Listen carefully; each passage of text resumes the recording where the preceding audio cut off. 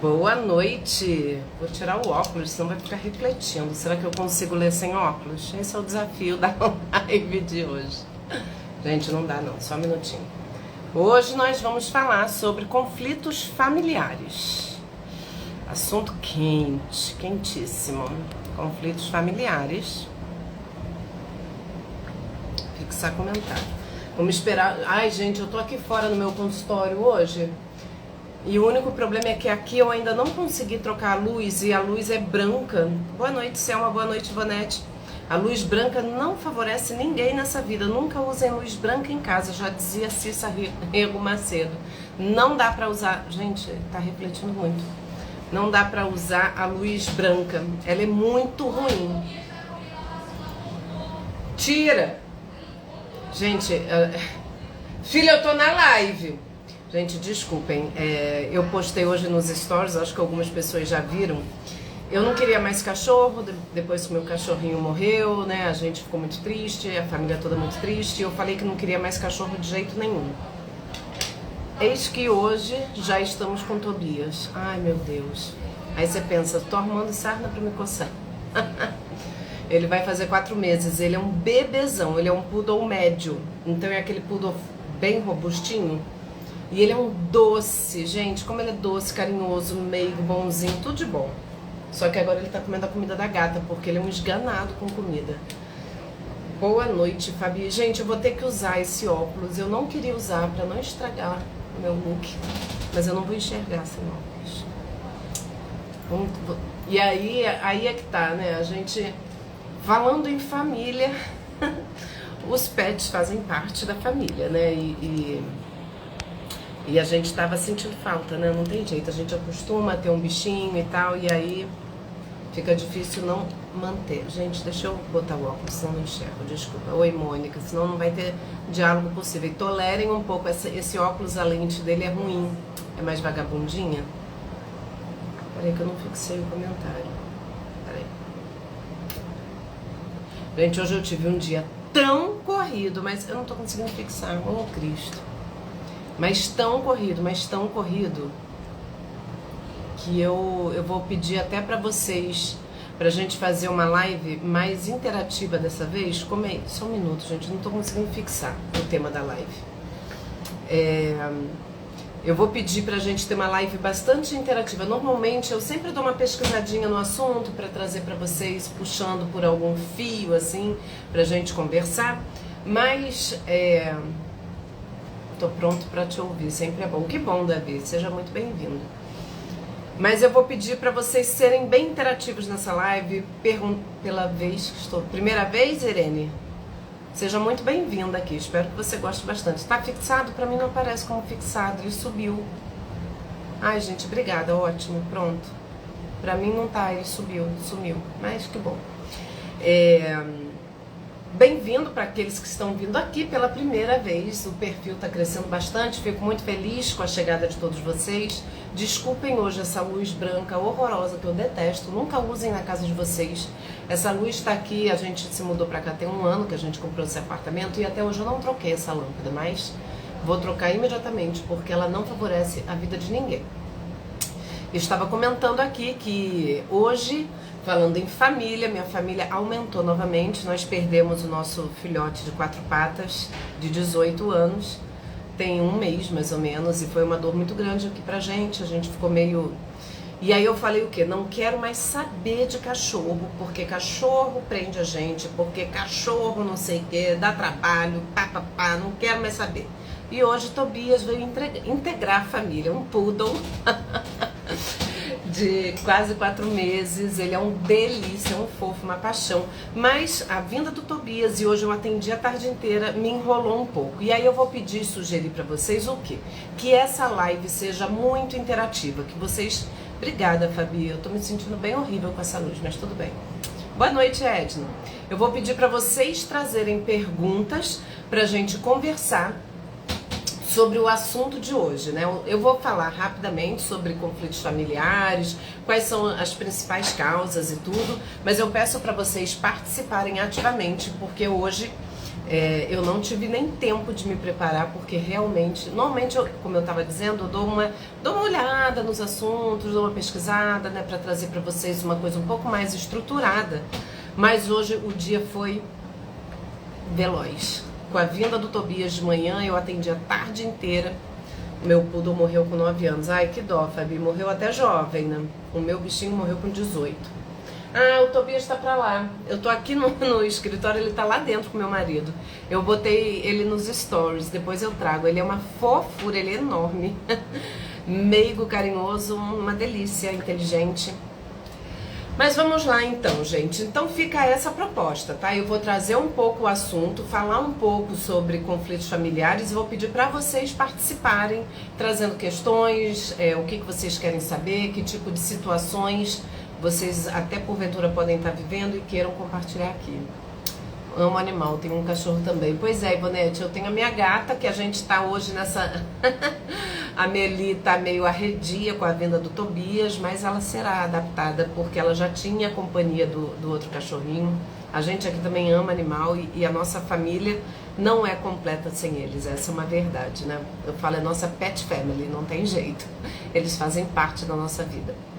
Então vamos lá, gente, vamos ao que interessa hoje, vamos parar de falar de vida pessoal, da psicóloga, e vamos falar ao que vocês vieram conversar aqui hoje. Hoje o nosso assunto vai ser, quero ver, eu vou mostrar, pode deixar. Hoje nosso assunto vai ser falar sobre conflitos familiares, né? O que são os conflitos familiares? Primeira coisa, só pra gente esclarecer aqui, gente, só pra gente alinhar sobre o que a gente está falando. Eu vou priorizar que a gente fale sobre conflitos familiares em família, conflitos normais, as dificuldades de relacionamento, questões que aparecem na vida de todos nós, mas eu não queria falar sobre situações criminosas, né? O que é isso? A minha ideia não é abordar a violência doméstica, isso não é uma questão psicológica, a violência doméstica é criminosa, né? Então assim, a gente extrapola um pouco o viés que eu quero pegar aqui, né? Lógico que vai trazer, boa noite, Isabel, impactos emocionais nas pessoas que vivenciam aquelas situações, mas as intervenções elas vão muito além da questão psicológica e da vontade de quem está envolvida nela. Então hoje o que a gente vai abordar aqui com relação aos conflitos familiares são os conflitos corriqueiros que dificultam as nossas relações, que geram adoecimento na gente, naqueles pequenos problemas diários que a gente enfrenta, que todos nós enfrentamos, mas sem entrar só no mérito dessas questões que envolvem crime, né, de violência doméstica e etc, tá bom? Então vamos lá. Então do que nós vamos falar, né, já que eu tô dizendo que a gente não vai abordar essa parte mais criminal da história. O que eu quero trazer aqui pra gente debater um pouco são as relações familiares, onde a gente acaba enredado muitas vezes em situações que impactam a nossa saúde mental e muitas vezes a gente nem percebe o quanto que aquilo é tóxico pra gente, né? Por que os conflitos familiares impactam tanto a nossa vida? De onde que a gente tira que os conflitos familiares têm um peso tão grande na nossa vida? Gente, o que dói na gente são ofensas, agressões ou problemas que vêm de pessoas que a gente ama, né? Se eu tô sendo afrontada, ou agredida, ou sofrendo, ou traída por alguém que eu não amo, não vai doer tanto. A dor sempre vai vir de pessoas que a gente ama mais. Então é claro que quando eu sofro qualquer tipo de problema familiar, isso vai ter um peso muito maior na minha vida do que problemas vivenciados com pessoas de fora do âmbito familiar. E aí, para começar, né, qual é o impacto que a gente vai ter com relação à nossa criação, a forma como a gente vai se relacionar com o mundo? Quando uma criança, ela aprende, né, nós aprendemos a nos envolver afetivamente, a criar vínculos de amor, de confiança, a partir dos nossos vínculos infantis, né? A partir da forma como eu sou vista pelos meus cuidadores, né? Eu vou falar meus pais, mas entendam aí, avó, tio, tia, qualquer pessoa que seja responsável por aquela criança. Então, a partir da forma como a minha família me vê, como meus pais me veem, a partir da forma como eles estabelecem vínculo comigo, eu vou enxergar o mundo e enxergar a mim mesma. Por isso que tem um peso tão grande quando eu falo uma ofensa vindo de uma mãe, por exemplo, ela vai ter um peso muito maior do que uma ofensa vinda de qualquer outra pessoa. Fabi, primeiro foi meu único filho que faleceu ano passado de depressão, depois foi meu cachorro. Fabi, sinto muito por você. A perda de um filho é uma dor que eu acho que é avassaladora, né? Não tem nem explicação, né? Porque é contra a natureza, né? A gente perder pra cima, tudo bem, né? Tudo bem não, mas assim, é mais compreensível, é mais natural. A gente perder filho, eu sinto muito por você. Mas vamos retomar aqui. Então, esses conflitos familiares, a maneira como a gente aprende a se vincular na vida tem muita relação com a forma como a gente se relaciona com nossos cuidadores na infância, com os nossos pais. A gente reproduz, a gente cria padrões, a gente faz o que é mais importante, né? A gente constrói a nossa identidade a partir desse olhar dos pais sobre a gente, a partir desses vínculos que eu estabeleço com os meus pais.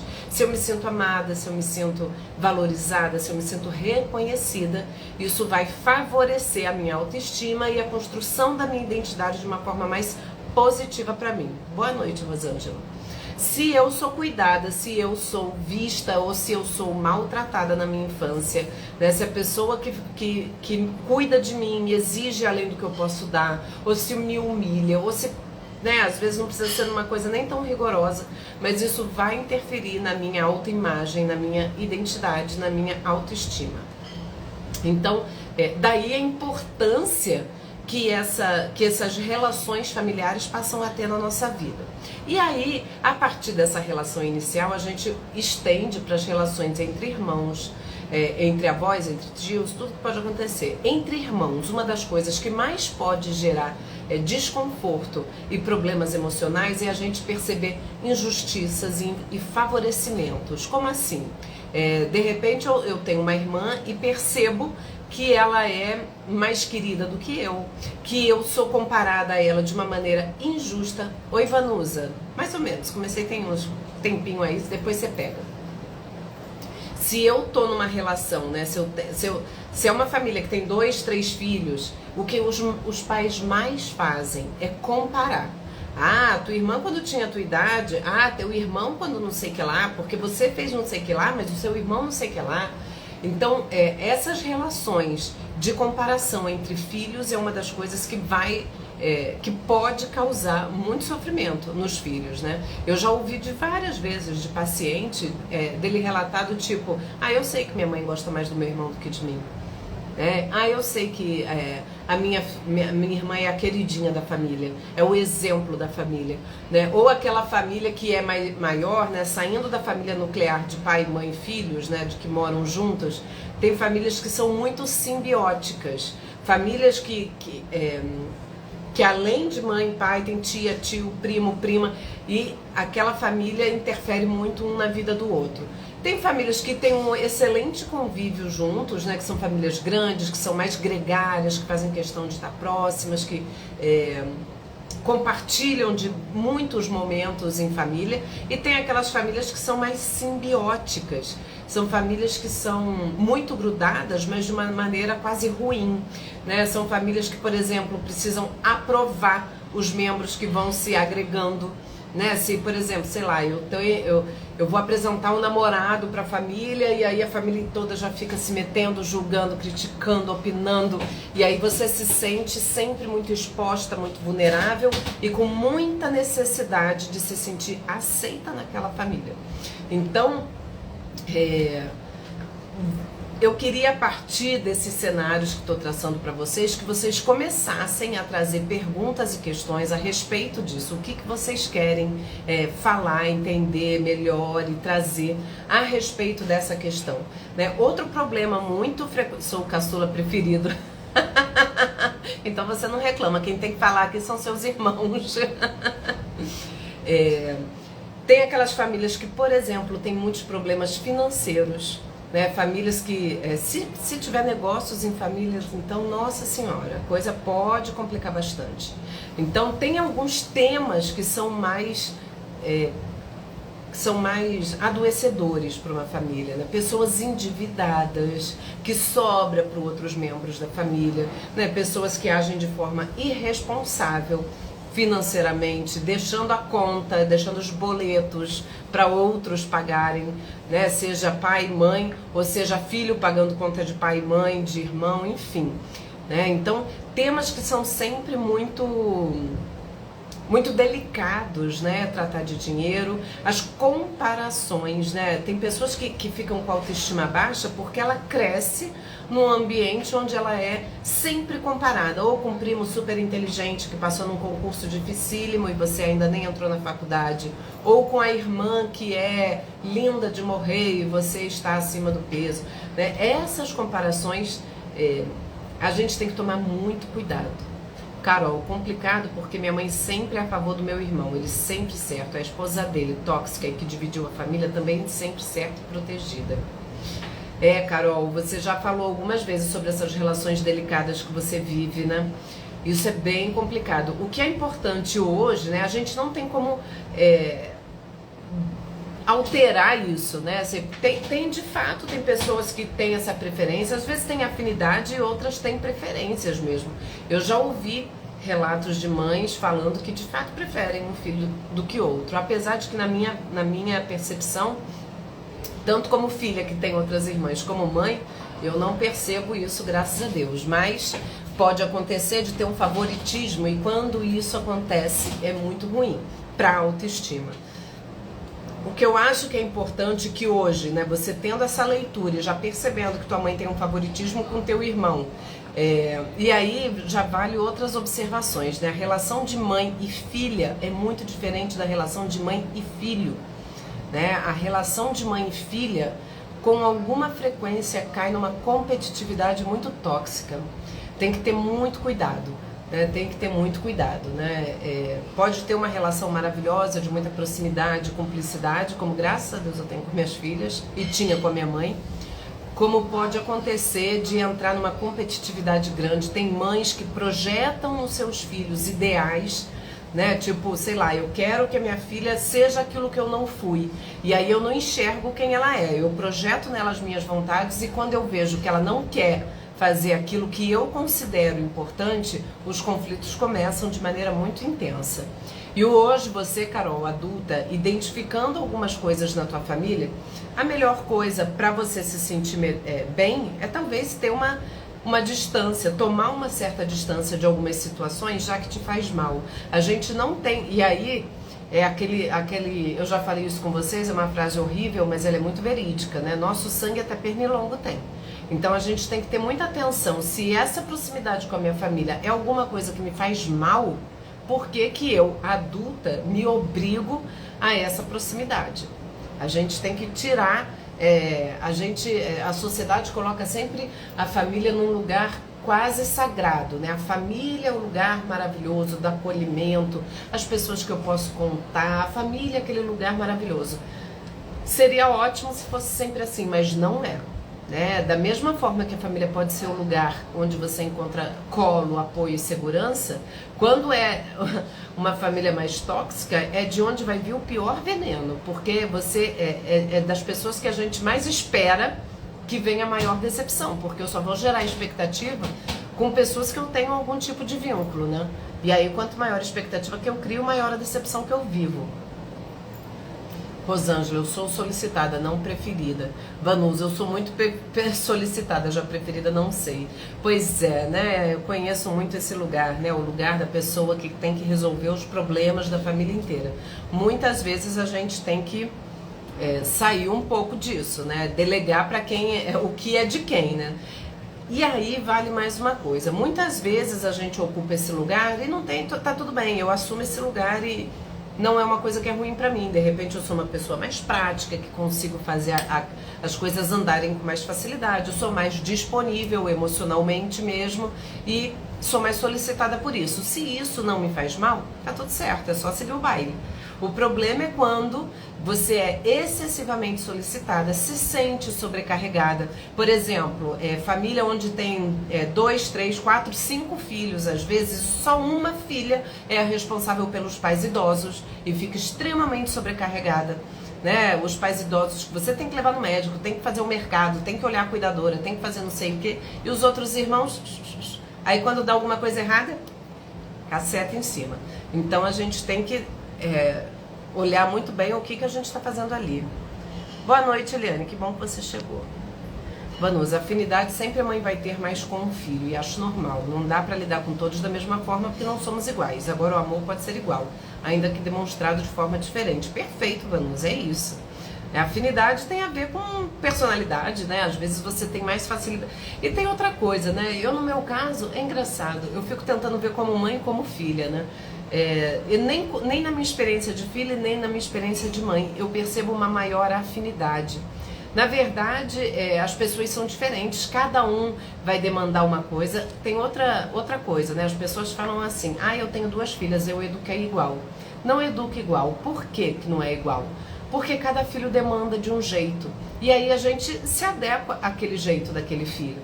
Né? Você tem uma filha que é mais independente, você tem uma filha que é mais demandante, e aí você vai adequando. E isso não quer dizer que você tenha amores diferentes, né? Tem filhos que demandam mais do que outros, porque são assim na vida, né? E aí a gente muda um pouquinho e tá tudo bem, tem que ser assim. Edna, eu me sinto muito mal quando minha cunhada vem na minha casa. Ué, mas você é obrigada a deixar a tua cunhada frequentar a tua casa? E aí é outra coisa que a gente deve pensar, né? Se eu tenho uma família que quando eu encontro, ela me faz mal, por que eu encontro? Né? De que formas eu posso minimizar isso, né? Se eu tenho uma pessoa, né? Aí depende, cada situação é uma. Eu não sei se você mora na sua casa ou na dos seus pais, mas, por exemplo, eu moro na minha casa, eu, meu marido e minhas filhas. Se por acaso eu não gostasse de alguém da família do meu marido ou vice-versa, a gente não marcaria aqui em casa, né? Aí a gente teria que colocar os limites, né? Na minha casa, os limites eu que dou, né? Então, a gente sempre tem que estar atento a isso, né? A gente muitas vezes se sente na obrigação de cumprir determinados papéis. Então, eu acho que é importante que a gente observe isso, né?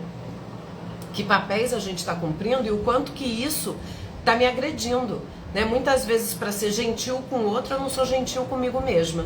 E recebo pessoas dentro da minha casa que vão me agredir? Não. Né? Esse limite a gente tem que dar. Mônica, estou com meu marido há 21 anos e ainda agora não me sinto à vontade com a família do meu marido porque eu sei que minha cunhada nunca gostou de mim. Mônica, a gente não tem como obrigar o outro a gostar da gente. Né? Se você voluntariamente não fez nada e ela não gosta, eu sinceramente não me importaria muito com isso. Eu entendo que você não fique à vontade, mas tem esse limite, né? A gente não tem como fazer o outro gostar da gente, né? Você pode até tentar se aproximar, ser simpática, né? Buscar uma coisa, mas tem gente que faz questão, né, de se fechar para possibilidade, né? Então, eu não sei se esse é o caso, mas se você tá 21 anos e até hoje ela não te engole ou não gosta de você, ela só não pode te maltratar, né? Ela pode não morrer de amores, mas se num evento de família vocês se encontram, sejam educadas e tá tudo bem. Nem todo mundo gosta da gente, nem Jesus agradou todo mundo, quem somos nós? Carol, eu estou exercitando esse afastamento da toxicidade da minha família nuclear, mas é difícil porque minha mãe se indignou com isso, fica tentando me fagocitar de novo. Carol, mas aí você dá os limites, né? Eu acho que isso é importante. A gente respeitar o nosso limite, principalmente com pessoas que não têm limite, né? Às vezes a pessoa não tem limite, então eu estabeleço os meus, né? Talvez a sua mãe, pelo que você traz aí de vez em quando, seja um pouco invasiva na vida do outro, né? Se meta um pouco demais. Se isso acontece, você dá um limite, né? Talvez ela não tenha nenhum. Carol, eu era obrigada a conviver com minha cunhada, era horrível mentalmente. Isso é muito triste, né, Carol? A gente não pode, né?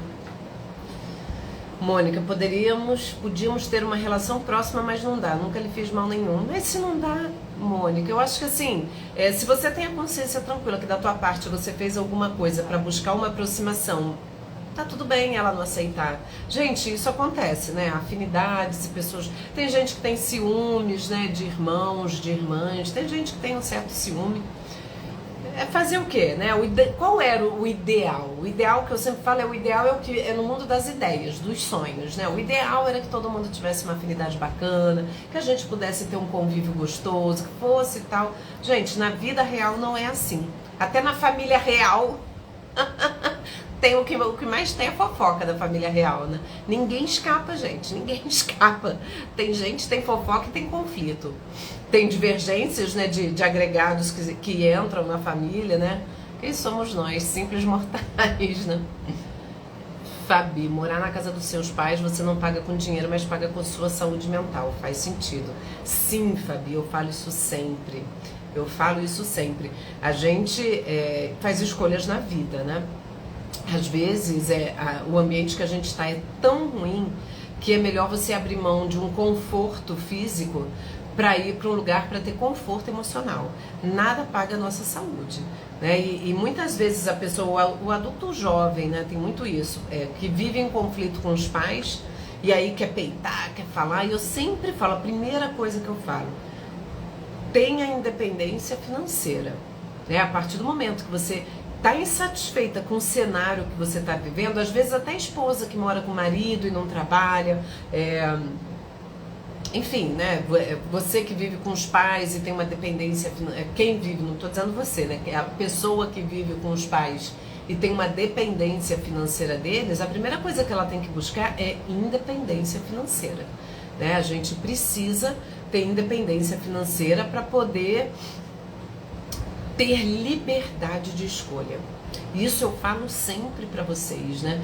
Você tá na casa dos teus pais, você precisa aceitar as regras deles, né? Não tem jeito. Ah, mas a minha mãe é insuportável, então faz de tudo para sair o quanto antes, né? A gente não pode, sei lá, ter 25 anos morando na casa dos pais e reclamando de tudo, ou sendo uma pessoa que arruma problema, né? A gente tem que sair. E aí, gente, eu acho que vale muito pensar nisso, né?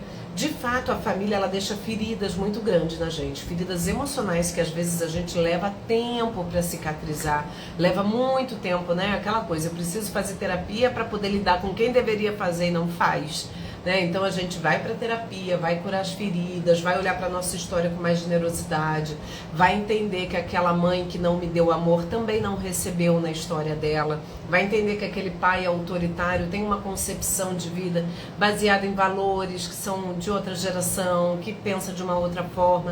A gente começa a olhar para as pessoas da nossa vida e da nossa história pessoal de uma outra forma. Isso é ressignificar a nossa história. Isso é muito importante, né? Quando a gente entende esse cenário que a gente vive, ressignificar a nossa história não quer dizer aceitar e voltar a conviver como antes, né? Ressignificar nossa história é entender que as pessoas são como são, que as pessoas têm limites, que cada um carrega suas próprias dores emocionais, que alguém que não recebeu amor é incapaz de dar amor muitas vezes.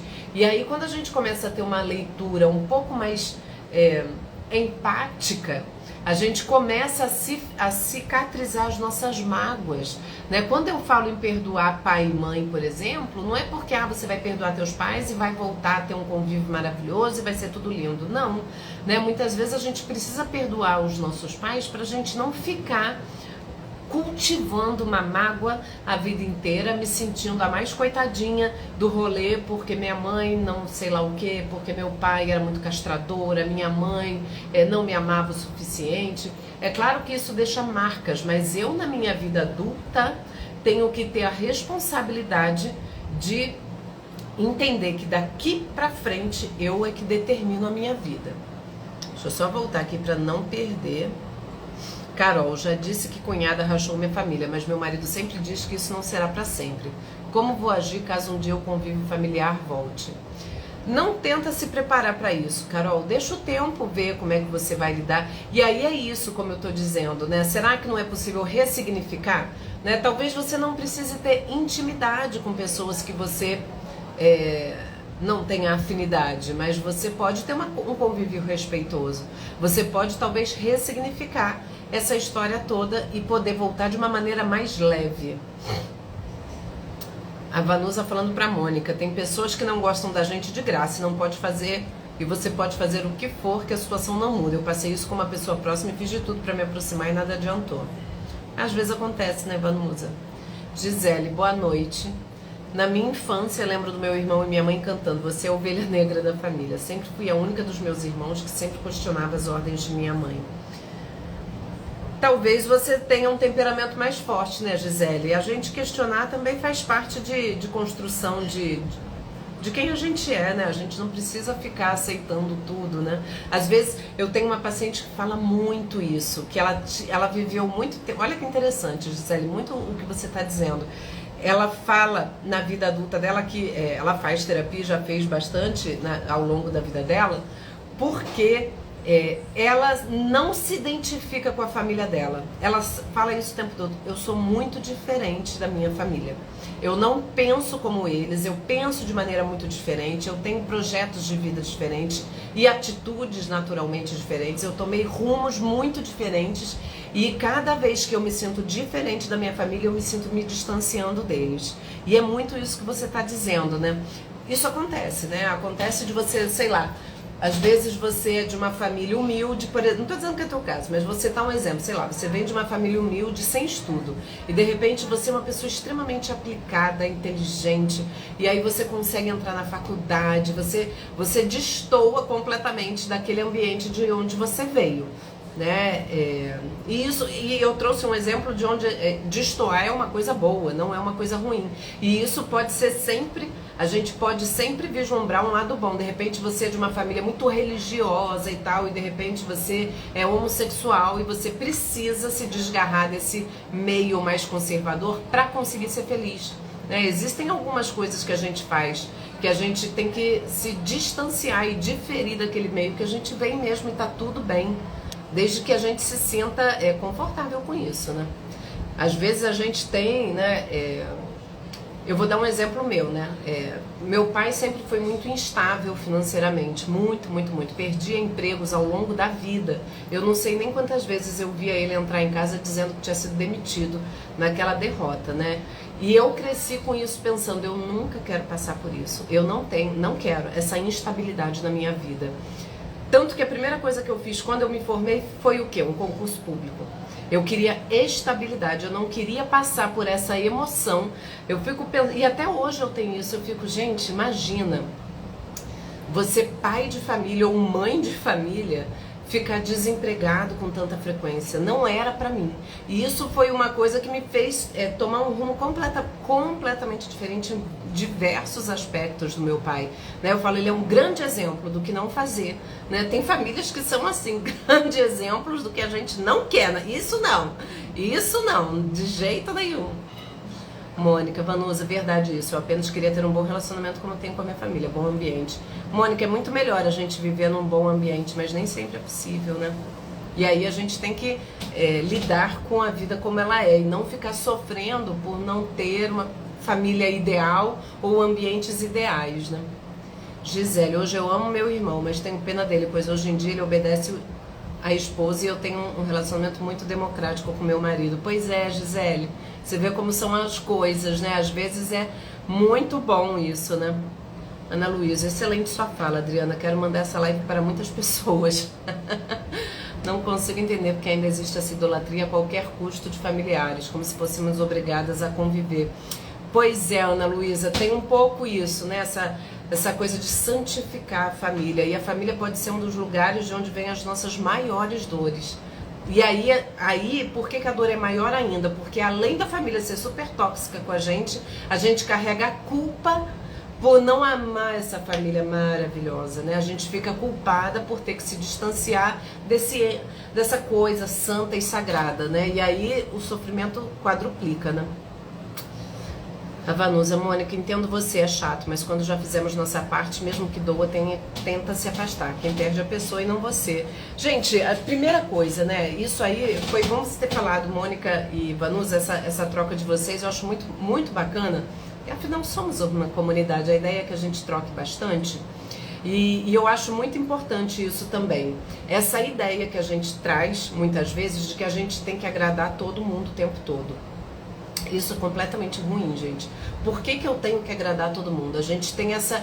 e aí tem a ver com a nossa própria história, né? Principalmente menina, né? Que cresce com aquele ambiente de seja boazinha, né? Você tem que tratar a fulaninha bem, seja uma menina educada. Você, né? Antigamente era muito comum, né? A gente traçava um certo perfil de uma filha muito educada, muito dócil, né? Até hoje, como que é o termo que se usa na igreja?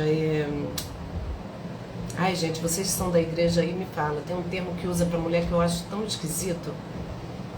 Ai, não vou lembrar. A minha memória é aquilo que quem já me segue já sabe. De vez em quando eu tenho esses apagões.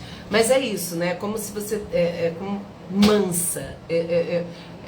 Fulano é muito bom, ele é manso. Ela é mansa, né? A gente às vezes é educada para ser mansa, para não se alterar, para ser aquela pessoa dócil. A gente cresce com essa ideia de que a gente virtuosa, mas virtuosa é até uma coisa boa, entendendo que virtuosa é uma pessoa cheia de virtudes, sem classificar qual que é cada um, que eu estava querendo dizer mansa, né, que a pessoa tem que ser mansa, no sentido de ser aquela pessoa submissa, né, então assim, a gente tem que, às vezes, lutar um pouco contra esses estereótipos também, né, entender que a gente pode... não agradar todo mundo, que tá tudo bem. Isso não significa que você é desagradável, só significa que nem sempre as pessoas vão curtir o teu jeito, né? Às vezes tem alguém que pode, sei lá, você é muito extrovertida, vai ter gente que vai adorar, vai achar você ótima, super extrovertida, super engraçada, maravilhosa. E tem pessoas que vão achar você folgada, entrona e sei lá mais o que. Então assim, o que pensam sobre mim, sem me conhecer, tem muito mais a ver com o que a pessoa é do que com quem eu sou, do que a pessoa gosta do que com quem eu sou realmente, né? Tem pessoas que a gente naturalmente vai ter mais ou menos afinidade e tá tudo bem. A gente tem... O problema quando a gente acha que tem que agradar a todo mundo é quando a gente começa a aceitar coisas que não deveria aceitar, né, para ser essa pessoa mansa e bem vista e dócil e aceita no ambiente. E aí muitas vezes a gente não se posiciona, a gente não tem, a gente não se autoriza a ter opinião divergente daquele meio, né? Oi, Deb, boa noite.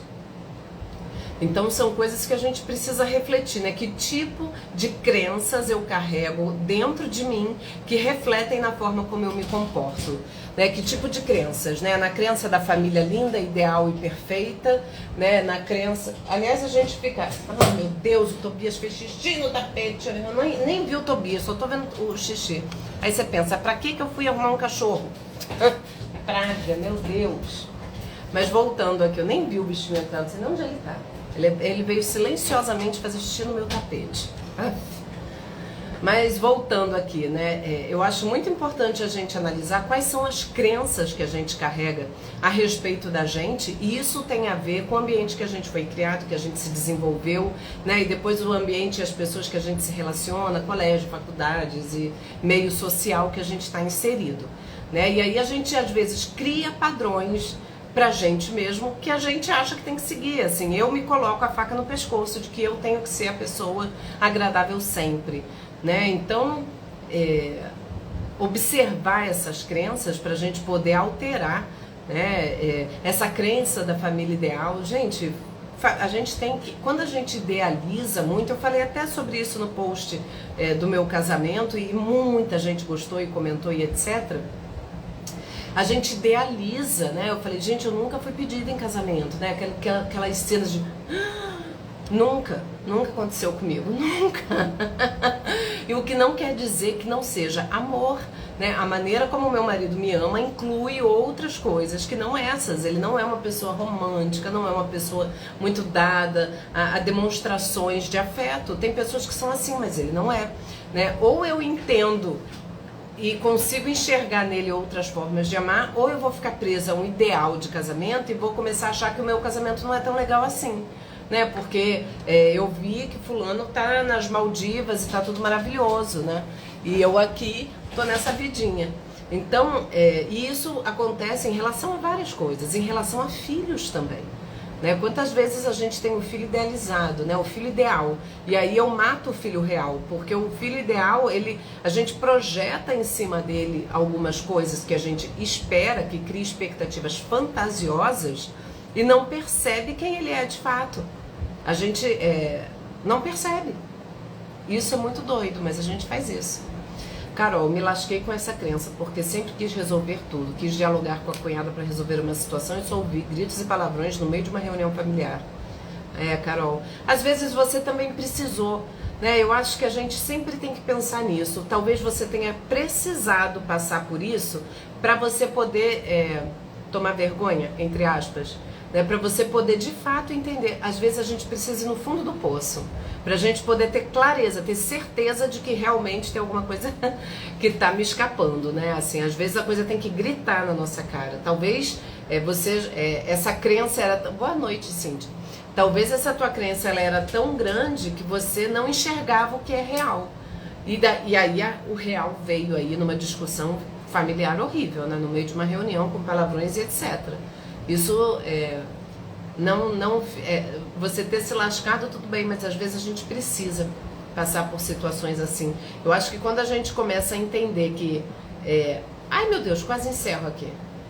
Quando a gente começa a entender que algumas situações que a gente passa são necessárias pra gente, tudo muda, né? Às vezes eu precisava passar por aquilo para poder adquirir alguma experiência, para poder enxergar alguma coisa que eu não estava conseguindo enxergar. Às vezes a gente fica assim com muita peninha da gente mesmo, né? Ao invés da gente sentir pena da gente mesma, pensa nisso, né? Talvez eu tivesse que passar por isso. Porque se fosse uma forma mais branda, mais amena, eu não ia perceber, sabe? Quando a gente precisa de uma coisa mais intensa pra gente poder se dar conta. Eliane, verdade, meu esposo também não é romântico, passei anos sofrendo, fiquei doente emocionalmente até entender a forma do amor dele por mim. Que bom, Eliane. Graças a Deus eu não fiquei tanto tempo sofrendo, mas no início do casamento principalmente, né, eu sou casada há 19 anos, estou há 23 anos com meu marido. No início eu sentia falta dessas demonstrações de amor, eu sentia falta de presente surpresa no aniversário.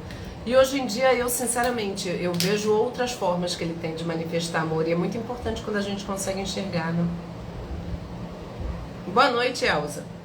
Carol, verdade, precisa gritar na minha cara. Pois é, Carol, às vezes a gente precisa de uma coisa muito explícita, né? Pra gente poder se dar conta. Porque a gente nega a realidade quantas e quantas vezes. O negacionismo, ele vem de diversas formas.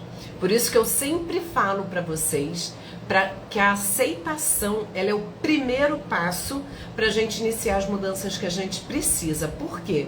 Porque a gente nega muito a nossa realidade, a gente nega, a gente quer ver outras coisas, a gente justifica, né? Eu tenho um casal que eu conheço que é assim, que tá numa fase assim terrível, e o negócio tá tão claro, e a pessoa não vê.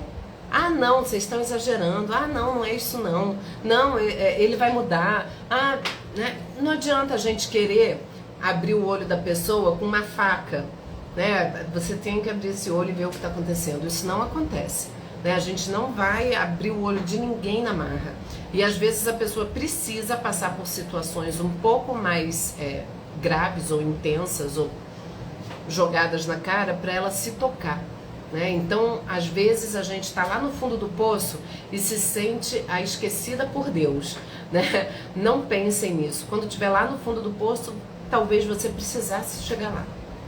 Talvez a gente só se dê conta das mudanças que a gente precisa efetuar na nossa vida quando a gente está lá onde não tem mais para onde ir.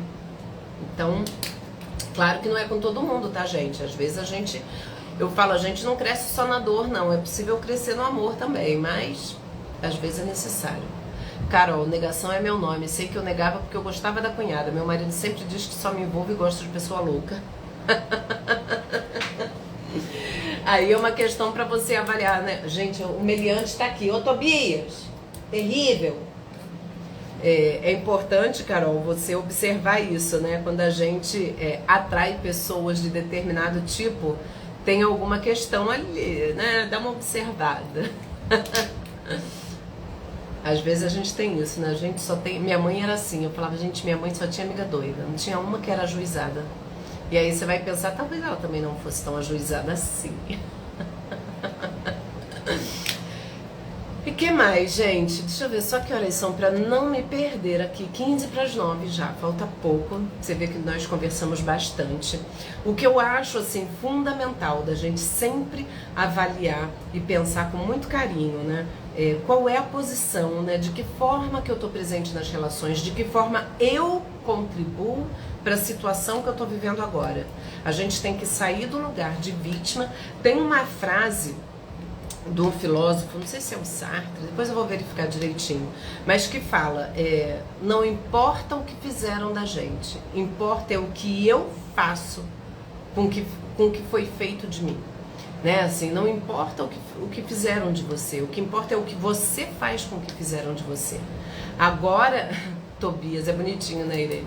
Agora que nós somos adultos, ainda que eu olhe para trás e tenha toda uma história, né? Hoje eu sou uma pessoa adulta. O que eu faço daqui para frente vai depender de mim, né? A maneira como eu lido com a minha história depende de mim. Eu não mudo o meu passado, mas eu posso ressignificar a minha história, né? Eu não tenho como mudar o que passou. E aí, gente, é o ponto que eu estava dizendo da aceitação. Por que eu preciso aceitar? Porque eu só posso mudar aquilo que eu aceito. Não adianta eu falar, eu não aceito o meu passado, eu não aceito ter vivido determinada situação, eu não aceito. Como assim não aceita? Você não tem como mudar o seu passado, né? Ou você aprende a lidar com ele de uma forma saudável, que é, tudo bem, isso não tenho pra onde correr, né? Isso aconteceu, isso é uma coisa que faz parte da minha vida, e o que eu faço daqui pra frente? Né, o que eu aprendo com isso, né, o que de mim, em mim, qual é a ferramenta emocional que eu tenho para lidar com isso, né, de que forma que eu posso ressignificar minha história, de que forma que eu posso lidar com isso de uma maneira mais saudável. Né, a gente tem que parar de ficar botando tudo na conta de pai e mãe quando a gente já está numa idade avançada. Por quê? Porque cabe a nós, né, a nossa felicidade. Ah, mas você não teve a mãe que eu tive. Ah, mas você não teve o pai que eu tive. Né? A minha história é sempre pior. Gente, se a gente ficar nesse vitimismo eterno, né, achando que a responsabilidade pelas nossas escolhas de vida são sempre do outro, a gente vai viver impotente. Né? Eu entendo que família gera um impacto emocional enorme, cria feridas emocionais profundas na gente. Porém, é possível cicatrizar essas feridas, é possível a gente aprender a lidar com a nossa história. Isso vai depender de mim, né? Isso não vai depender da minha mãe. Tem gente que fala, nossa, minha mãe é terrível. Gente, meu pai é uma pessoa dificílima. Só que ele tem quase 80 anos, ele não vai mudar. Ou eu mudo a maneira como eu lido com ele, ou eu vou viver adoecida, né? Ou eu gero uma distância de saúde, ou eu vou adoecer. E aí a gente vai, né, criando, e aí cada um vai ter o seu, isso é muito pessoal, vai de acordo com a vida de cada um, com o nível de relação, com o nível de tolerância, com uma série de características que cada pessoa tem que avaliar. De que forma que eu posso estar nessa relação familiar, seja com quem for, com filho, com pai, com mãe, com amigo, com irmão, de que forma eu posso me relacionar com eles que seja saudável para mim. Isso é muito importante. Deixa eu voltar aqui. Fabi, se a gente levar tudo para o lado pessoal, viveremos ofendida a maior parte da vida. Lembre-se, as pessoas não fazem coisas para você, as pessoas dizem coisas e é você quem decide se elas te afetam ou não. Exatamente, Fabi, eu sempre falo isso. Exatamente. Rosângela, comigo é difícil, moro no fundo da casa dos meus pais e são amigos e tudo, mas são idosos e tenho um irmão de 26 anos, usa droga e meu filho desligou indo junto. Aí eu vou falar, ninguém escuta. Teu filho também se envolveu com droga, é isso, né, Rosângela? Quando envolve essas coisas aí fica muito difícil. Você tem que arrumar um jeito, um espaço para você emocional, Rosângela. Seu filho já é adulto e a gente não tem poder sobre pessoas adultas, é muito difícil. Você pode orientar, pode aconselhar, pode tentar conversar, mas as decisões dele, só ele pode fazer. né? Quem dera a gente pudesse escolher os melhores caminhos para as pessoas que a gente ama, mas isso não é possível. E você precisa lidar com a sua impotência diante disso. E esse trabalho de você lidar com a sua impotência e com a sua dor, esse trabalho é seu, né? Agora, as decisões de vida do teu filho cabem a ele, lamentavelmente. Eliane, doutora Adriana, suas lives é muito boa. Meu filho de 9 anos gosta de assistir junto comigo. Ele gosta de você. Ai, que fofo! Um beijo enorme pra ele. Que lindo. Então, gente, vamos finalizando então por aqui e pensando nisso sempre, sabe? A gente sempre tem que perceber que em última instância, já dizia Viktor Frankl na logoterapia, a gente sempre vai ter uma escolha. A escolha de que forma que eu vou lidar com isso que acontece comigo. Essa, em última instância, é uma escolha nossa, né? A gente não escolhe nosso destino, né? A gente perde pessoas amadas, como alguém, esqueci o nome, falou que perdeu o filho. Essa é uma dor que, meu Deus do céu. E aí a gente tem até com a nossa dor tentar, o que eu posso fazer com essa dor, né? Às vezes a gente consegue canalizar a dor para alguma coisa positiva, né? Por exemplo, pessoas que têm câncer e se envolvem em campanhas, né? Pessoas, aqui no Rio, acho que teve a Viva Rio, que é uma ONG enorme que combate a violência e tal, foi fundada por uma pessoa que teve filho assassinado. Então, assim, a gente buscar fazer da nossa dor alguma coisa, botar ela para fora de uma maneira positiva, né? Quantas e quantas pessoas, mães que perderam seus filhos com câncer, que se envolvem em instituições de apoio a criança que tem câncer e etc. A gente precisa ressignificar nossas dores, a gente precisa entender que nós, em última instância, sempre seremos responsáveis por aquilo que a gente escolhe, né? Que caminhos que eu vou seguir, de que forma que eu vou olhar para essa família que eu tenho, né? E podem ter certeza, a gente primeiro tem que lidar com a nossa família real, parar de idealizar famílias maravilhosas e santificar pessoas que não devem ser santificadas, entender que pai e mãe também são pessoas reais, com as suas histórias próprias, as suas dores, e talvez parar de alimentar a expectativa idealizada de que eles vão dar conta das nossas questões, quando eles próprios não conseguem dar conta das questões deles, né? Então a gente começar, isso é maturidade. O que é maturidade? Entre muitas coisas, é lidar com a realidade, parar de viver igual Alice no País das Maravilhas, ficar idealizando e sofrendo, nossa, por que eu não tenho isso ou aquilo?